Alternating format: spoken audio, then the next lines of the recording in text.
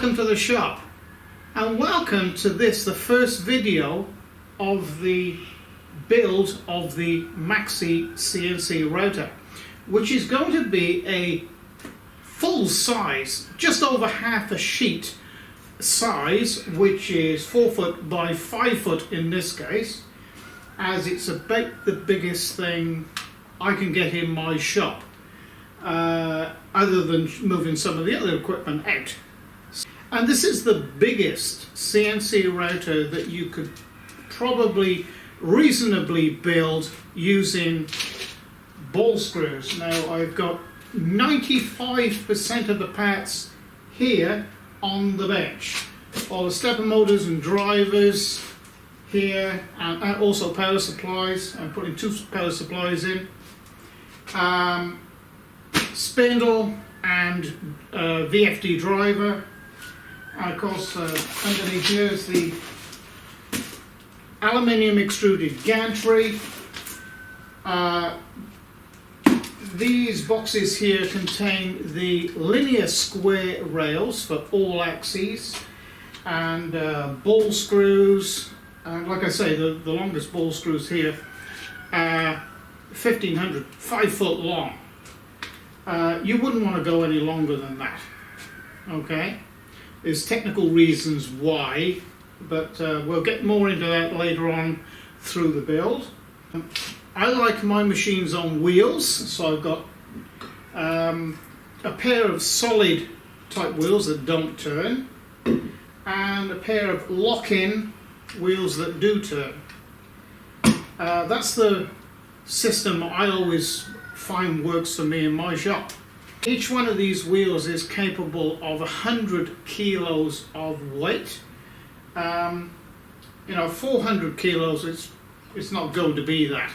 Probably 200, 250 kilos maybe. And of course the main structure, which is the steel work. So that's what we're going to be starting to do in this video, is the main structure of the chassis. Now I'm going to be building this, I suppose, a little bit like a Land Rover Defender. Tough and dependable. And let's face it, if you're going to invest somewhere in the region of $3,000 into a CNC router machine to build yourself, then you want it tough, you want it right. So that's what we're going to do. So now we're going to start measuring up and pre-cutting parts before we start welding up.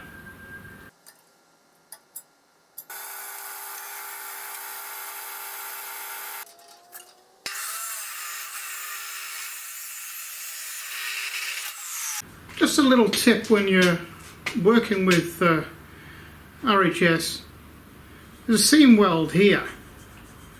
Okay, you might just be able to make out the weld just inside there.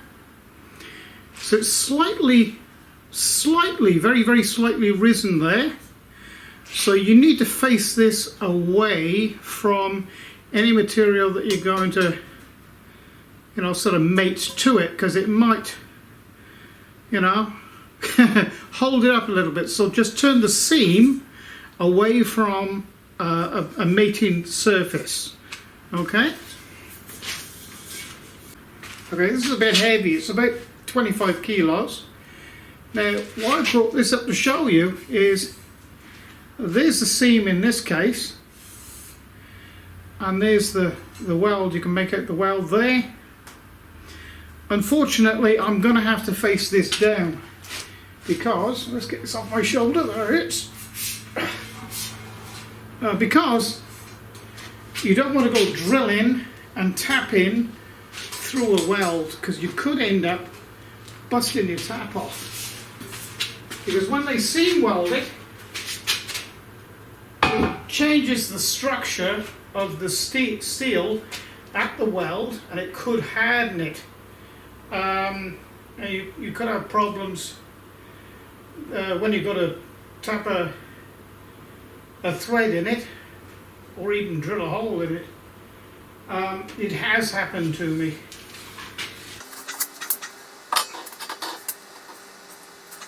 Now I'm actually using my bench as a jig because I know this bench is pretty damn square.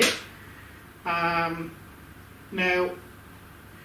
the only problem comes into being is whether the concrete that it stood on is square, and it's holding this out of line slightly or warping it.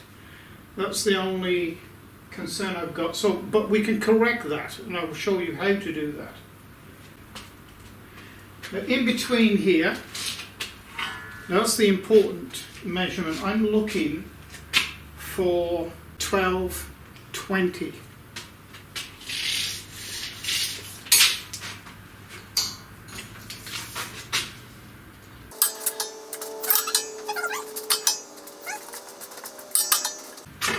So they're actually absolutely square. So, the more you can keep it square, the better off you're going to be. In other words, the less you're going to have to machine out of your bed to make it absolutely square. So the trick is to get it as square as you can right from the very beginning. I've turned my filming spotlights out as well, so you might be able to see the laser. It's okay. It's reading 9 millimeters, 6 millimeters, 11 millimeters, 9 millimeters. Okay, I've just spent 10 minutes running around each corner and packing up. So now we've got to get it square.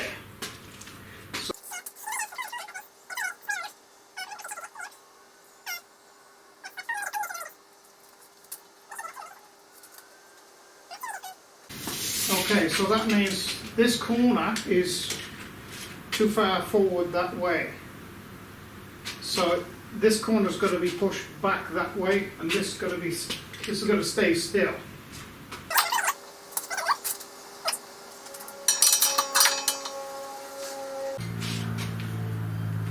Don't belt it, just tap it, that's all.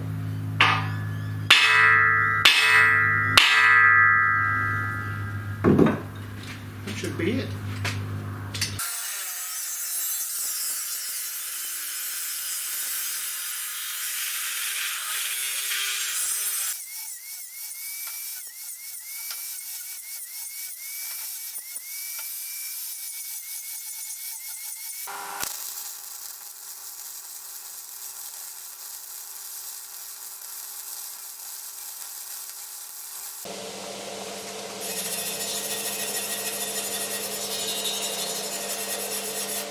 Okay, so now we come to the tricky part of welding, welding of this project anyway, which is the MAXI CNC Router, which is a 4 foot by 5 foot or 1200 by 1500 working table.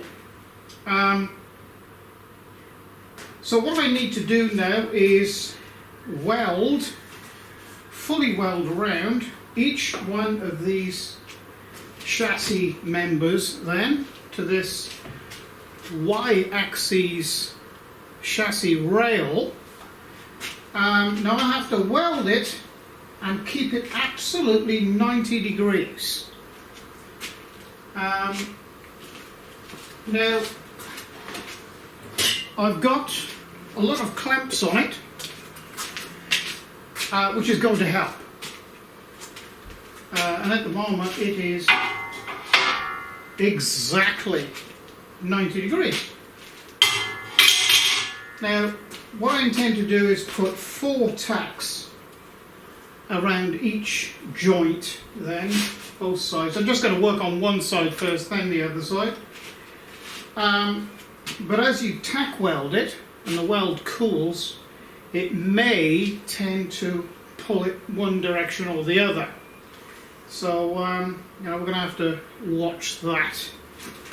So a little bit of messing around, and what I'll be doing is sort of welding a section here then move in to another part and weld in a section, and move in again and weld in a section, probably alternate sides, one on this side, the next one up on this side, to even the expanding and contraction out, because as each part expands and contracts, it'll move this only very, very slightly. But if you just sort of started here, fully welded this one, fully welded that one, and so on and so forth, it might bend over and over and over and over. That's what we've got to avoid. So let's get on with it.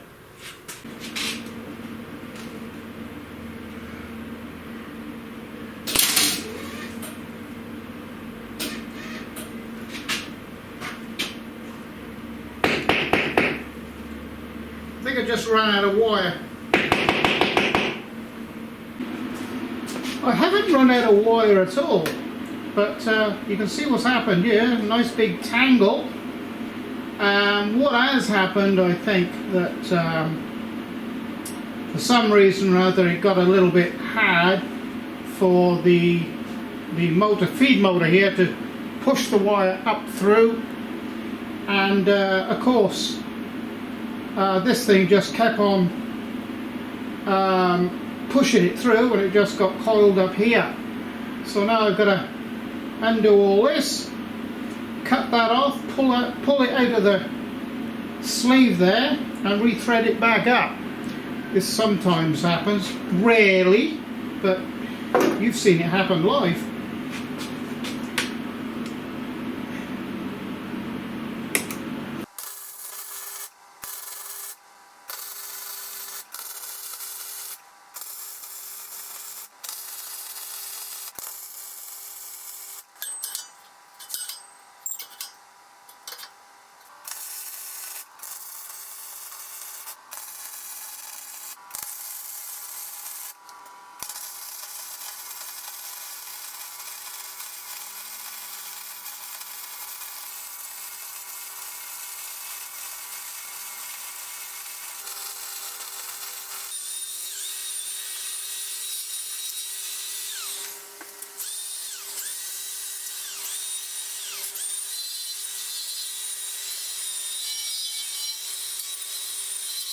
Okay, and when you have finished welding your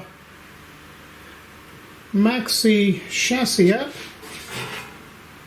your welds should look something like this. Okay, and if you weld it like I've demonstrated, you should end up with it nice and square.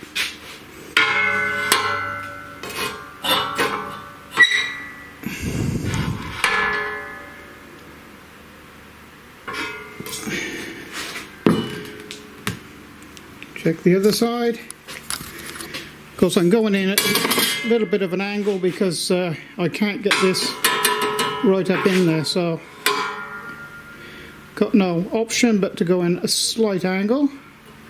But I've got a flat here that I know it's square on here, so absolutely square. Weld it up. So the next job now is to put weld the legs on and put the wheels on. I might put the wheels on first, then weld the legs on. But then the chassis will be done.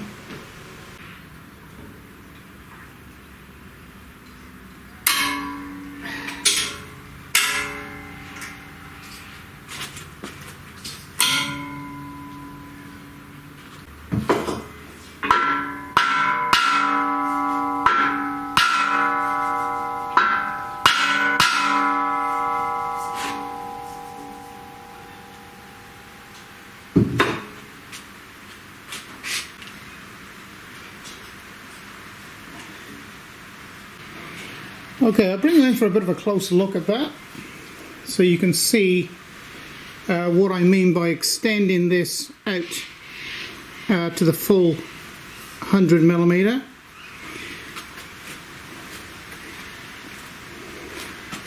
And that's what it looks like from around here. So this is going to be welded up here, around here, here. Probably do a vertical down, and you know, all the way around on this. And then on the inside here, top, bottom, vertical up, and along here. Probably won't, it's not necessary to weld the full length here. I'll probably just weld along to there, and then maybe 1.5 inches here. And the same at the front here. I think I'll just weld, you know, 1.5 inches here, 1.5 inches here, and well, probably the full length there, because it, you know, it really doesn't need it. So that's what it looks like. I can tap that back in a little bit actually.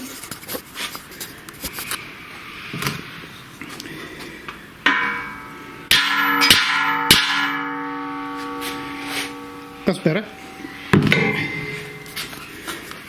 Okay, and you can see that I like using RHS because it's got rounded corners, and you know, you don't have to grind any away to give you a gap to be able to get a full penetration weld. Okay, well, that's 2 legs on. Let's see if they work.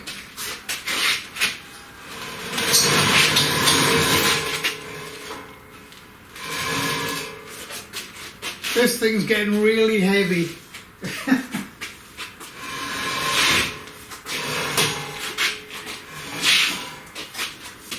Okay, so there it is, fully welded up. And so if you're building a MAXI CNC router, your router chassis should look something like this when you've got to this stage.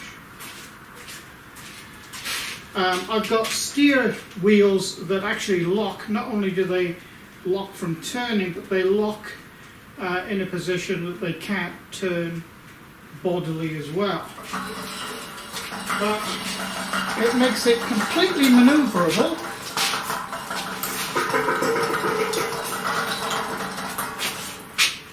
As indeed all my machines are on wheels in the workshop, so I can move them around for filming purposes. So now all I've got to do is clean all this up, and with the angle grinder and the wire brush, and then at this stage I'm going to paint it. So I don't think you'll want to see me painting this. I'm just going to do it with aerosol cans blue, as in this colour, which I think is quite nice.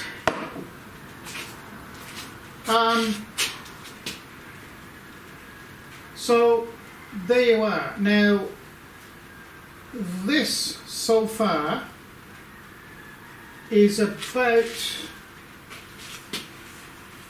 probably 160 to 170 kilos.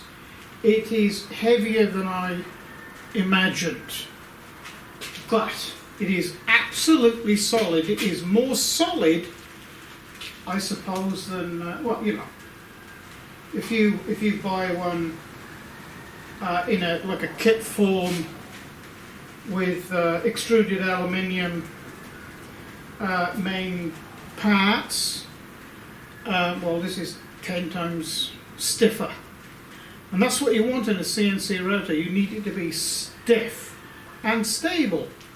So that's why I designed the MAXI router in steel this far. Of course, the gantry is extruded aluminium. You need that to be lighter but still stiff. So if you've liked this video, please like and subscribe. I've gone as far as I can go with this now.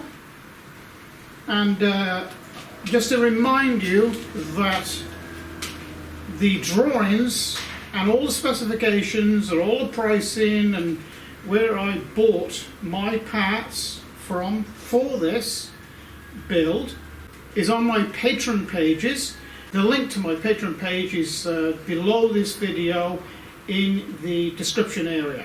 Next time we're actually going to be making the gantry. Might sound odd, make the gantry next? What I'm going to do is use the gantry structure to line up the rails perfectly on here and drill and tap into this and then lock the both rails down. I'll probably lock one rail down first and then the other rail to make sure between the y-axis rails, is what these are, and the gantry itself runs perfectly true and in line. So thank you for joining me, and it's bye for now.